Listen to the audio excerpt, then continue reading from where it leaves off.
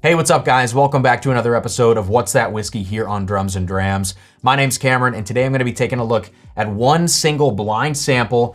First, I'm gonna nose it, taste it, give you guys some notes, let you know if I like it, if I dislike it, just kind of talk about the whiskey and do a blind review. But along the way, I'll make a couple of guesses. At the end, I'm gonna lock those guesses in: age, proof, type of whiskey, where do I think it comes from, maybe a bottle guess, just any other stuff that I can think of to guess about this whiskey. You're gonna know before I do what's actually in this glass, probably around the time of the first sip that I take here in this video. At the end, I'm gonna reveal it to myself after I make all my guesses, and I'm gonna find out how right or how wrong I was along the way. But I hope this is gonna be a great way to do a blind review of this whiskey and just get some purely unbiased thoughts about this blind sample. I do have to very quickly say thank you to a generous Patreon supporter, PinkDan.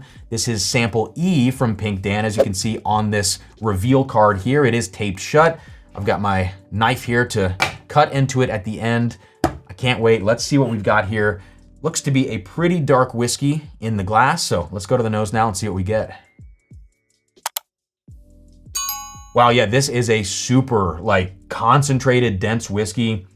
Already the proof feels like we're in that 125 to 130 range, I would say, but it's a lot of kind of really syrupy dark fruit notes that are almost edging towards like a bittersweet sensation because they are so cooked down, so stewed, so concentrated on the nose. There is a little hint of something in here that reminds me of Brown-Forman. It's not as overtly banana forward as, say, an Old Forester product or even a Jack Daniel's product, so I don't know what to make of that particular note. There are a number of craft distilleries in the United States that manage to get a little bit of that banana note as well. J. Henry would be one of those. Boulder Spirits would be one of those as well. And I don't know exactly, what causes that little hint of a banana note, but I think when it is Brown-Forman banana, it's maybe a little bit more obvious. I could end up eating my words. This could be a Brown-Forman product, but regardless, this on the nose, first impression wise, this smells really nice. It's dark. It's hitting a lot of those, those profiles that I really like. I like big fruity whiskeys. I like it when they feel concentrated. I like the proof point that this is at. Doesn't feel overly hot on the nose. So I'm gonna nose this one more time before we go to the palate. Yeah, last thing I'm gonna say is that I'm getting a little bit of a burnt toffee, a chocolate, and a vanilla note. So I just talked about three things that remind me of kind of like a hot fudge sundae, Like you get hot fudge syrup, or hot fudge and chocolate syrup and like a caramel drizzle, all that kind of stuff on vanilla ice cream. That is kind of jumping out of the glass at me. I don't think this is a finished whiskey. It doesn't feel toasted. It doesn't really feel double oaked. But by and large, very dark fruit notes, purple, red fruit, black fruits, stewed, concentrated, with that burnt kind of caramel, burnt toffee, chocolate on the bottom, vanilla on the top, hint of banana in here, and maybe a little something that's feeling like the Lincoln County process a little, like a little charcoal thing. I don't know what that's about because it doesn't feel like Jack necessarily. It doesn't feel like Dickel by any means. So let's go to the palate now and see what we get here. Cheers. Wow, this is intense on the palate. This could absolutely be some sort of barrel-proof Jack Daniel's product. It just is reminding me of that profile. It's grapey, it's plummy, it's like Luxardo cherry with the banana, a little bit of an acetone thing sitting on the top, but good vanillas, good underpinning of chocolate.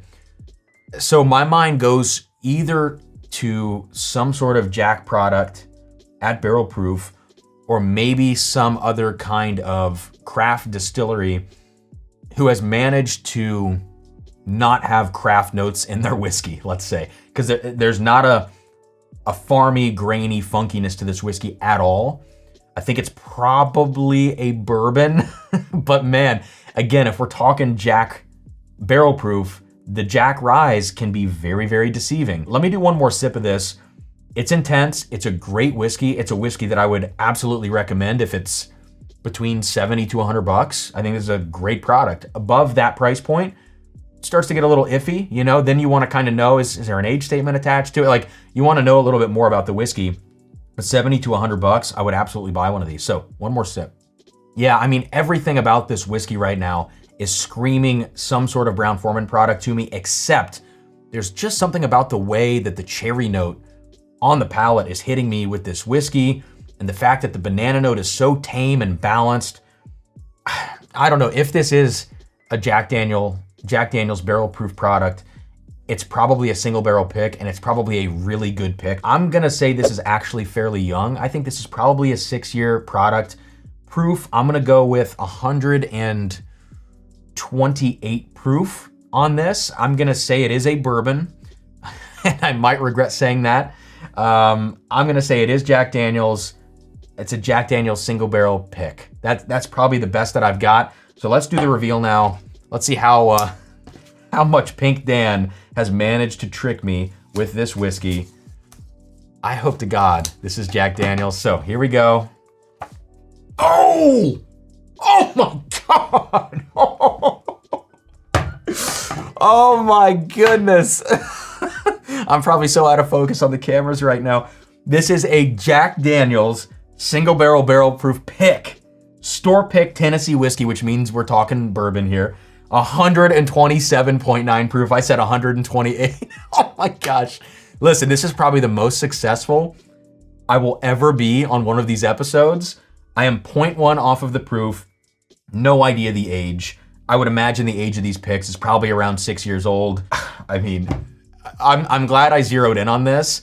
That is a very, very good pick. And that just shows, in my opinion, if you get a great pick of any of these, you know, Jack Daniel's rye, Jack Daniel's bourbon, if you can bring the banana note down a little bit, tame the acetone down, and kind of capitalize on the rich profile, that dark profile that they're known for, I think you can find a whiskey that would really rival a lot of special releases each year. And this particular pick, I think, is an outstanding example of that. So PinkDan, very, very tricky on this. I've been tricked before with people giving me craft stuff, especially from J. Henry, that then reminds me of Brown-Forman, specifically Jack Daniel's. And that's why I was a little wishy-washy on this today. But a fun blind, maybe a little long debrief here, but I'm excited to have pretty much nailed this one on the nose. So that's gonna do it, guys. Like, comment, subscribe. Cheers, and I'll see you next time here on Drums and Drams.